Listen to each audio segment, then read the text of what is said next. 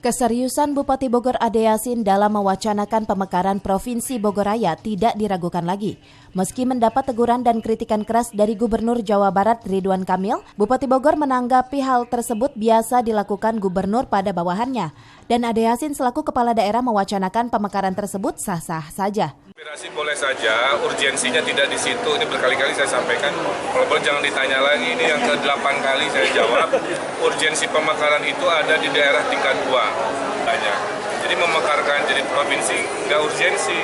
Urgensinya adalah perbanyakan daerah tingkat 2 atau desa-desa dimekarkan sehingga pelayanan publik bisa lebih dekat. Bergabung, ayo. Kalau enggak, ya enggak. Kemarin sempat ditegur terkait Sama siapa?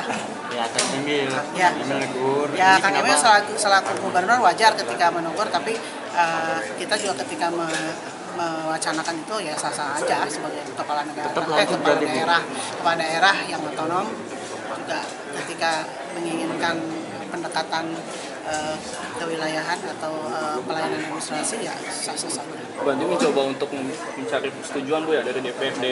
Belum, harus dikaji kalau nggak dikaji kan nggak bisa.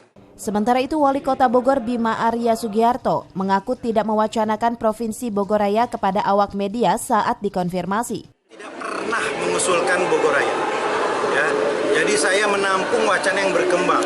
Ada wacana tentang penyesuaian wilayah, menambah teritori tadi. Ada wacana untuk bergabung dengan Jakarta. Ini usulan-usulan yang berkembang. Dan ada usulan untuk membentuk provinsi tersendiri. Ya, itu semua ada di masyarakat, ya berkembang. Nah ini kita kaji. Dari Cibinong, Kabupaten Bogor, Edi Junaidi melaporkan.